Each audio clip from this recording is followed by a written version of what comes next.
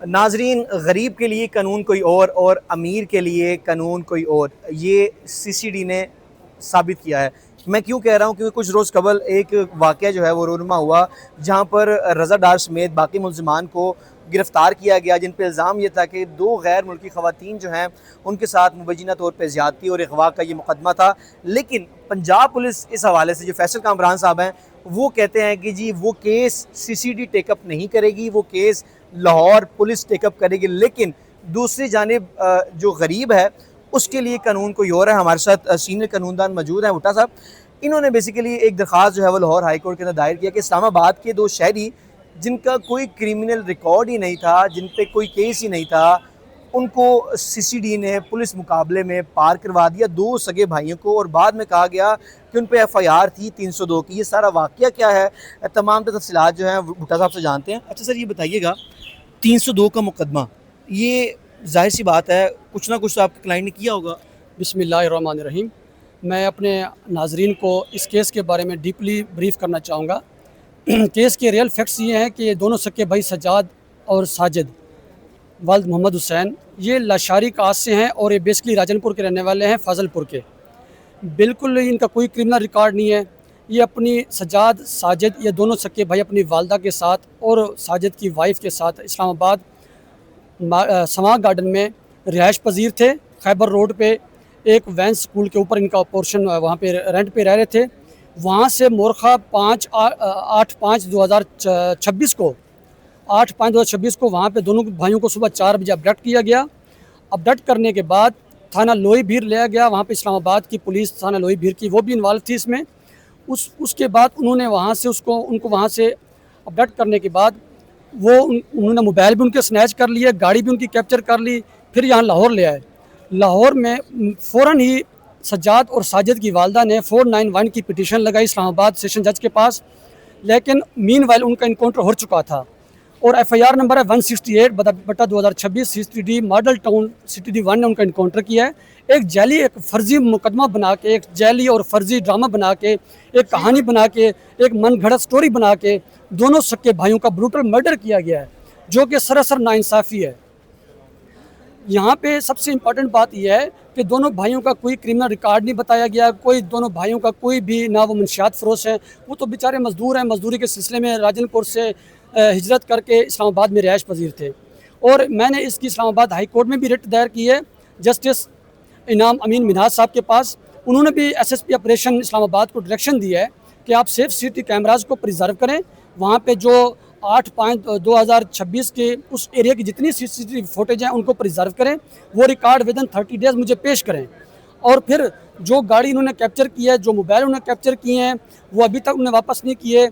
उसका भी ये बहाना बना रहे हैं कि हमने फ्रांसिक के लिए भेजा हुआ है। उसकी मैंने सुपरदारी क्रिमिनल डिवीज़न जज हैं अपने लाहौर के मोहम्मद जमील साहब, उनकी कोर्ट में मैंने आज पेश हुआ हूँ। मैंने उनको इस्तदा की है। मैंने कहा सर, बराए करम इन्होंने किसके आर्डर पे फ्रांसिक के लिए गाड़ी भेजी है? गाड़ी 2025 मॉडल है, गाड़ी बिल्कुल जेन्युइन है, गाड़ी बिल्कुल 2025 मॉडल है। अभी तो उसकी रनिंग 1 लाख से भी नीचे है। तो किस कानून के तहत, किसकी अहकामात के तहत इन्होंने गाड़ी फ्रांसिक के लिए भेजी है? तो जब जमील साहब ने भी, इलाका मजिस्ट्रेट साहब ने भी उनकी फ्रांसिक रिपोर्ट तलब कर ली है।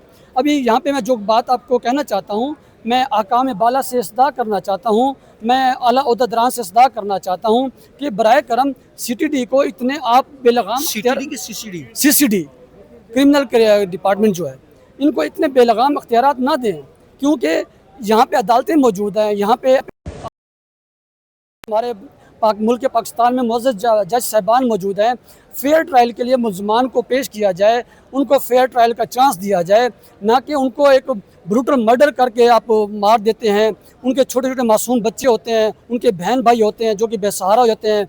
अभी साजिद की 6 महीने की बेटी है, उसकी बीवी बेवा हो गई है, कौन जिम्मेवार है? उनका क्रिमिनल रिकॉर्ड कोई भी नहीं पेश किया गया।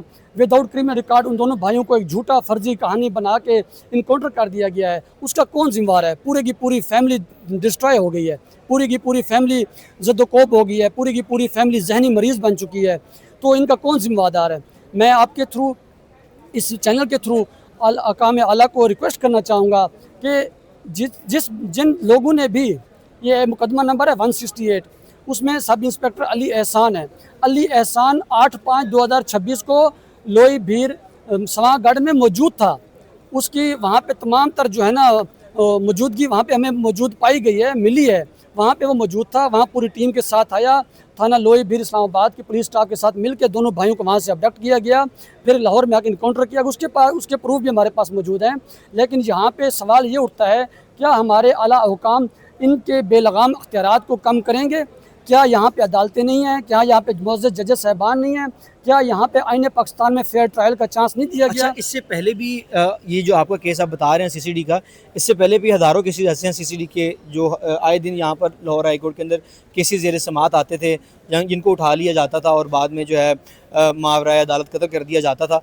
अभी ये मुंतहा वाला भी वाक़या हुआ, ये रज़ा डार वाला वाक़या भी हुआ। तो क्या लगता है, गरीब के लिए कानून कुछ और है और अमीर के लिए कानून कुछ और है? ये एक मैं आपको बात गोशगवार करता जाऊँ, जितने भी दुनिया में ममालिक हैं, उनकी तरक्की का सबसे जो अहम राज है वो यही है कि उन ममालिक में अगर इंसाफ होगा तो वो मुल्क तरक्की करेंगे। अगर वहाँ पे जस्टिस सिस्टम नहीं होगा तो वो मुल्क डिस्ट्रॉय हो जाते हैं। क्योंकि मौला अली का फरमान भी है कि जुल्म की हुकूमत रह सकती है लेकिन बेइंसाफ़ी की हुकूमत नहीं रह सकती। जहाँ पे जुल्म होगा, बेइंसाफ़ी होगी, जहाँ पे अदल नहीं होगा, वो कौमें तबाह बर्बाद हो जाती हैं। तो मैं यहाँ पे मुअज़्ज़ज़ जज साहबान से भी इल्तमास करूँगा, chief justice Lahore high court से भी इल्तमास करूँगा, chief justice supreme court of Pakistan से भी इल्तमास करूँगा जस्टिस जज अफरीदी साहब को कि बराए करम सो मोटो एक्शन लें।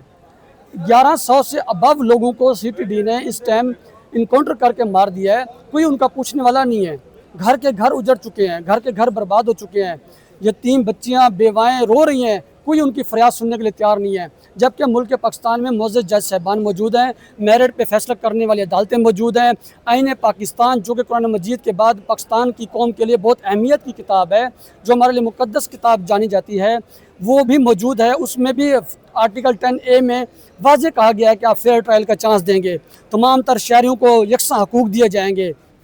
तो ये तमाम निज़ाम इंसाफ के कानून मौजूद हैं। इनके बावजूद भी अगर कोई मावराए अदालत काम किया जाता है तो मैं समझता हूँ कि इससे बढ़ के जुल्म मुल्क पाकिस्तान में और कोई नहीं हो सकता। अच्छा भुट्टा साहब, मुझे ये भी बताइएगा, आजकल सीसीडी कार्रवाइयाँ करती नज़र आ रही है। अक्सर ऐसा होता है फोरेंसिक रिपोर्ट भी नहीं आई होती, पोस्टमार्टम रिपोर्ट भी नहीं आई होती उस बच्ची की, उसको पार कर दिया जाता है।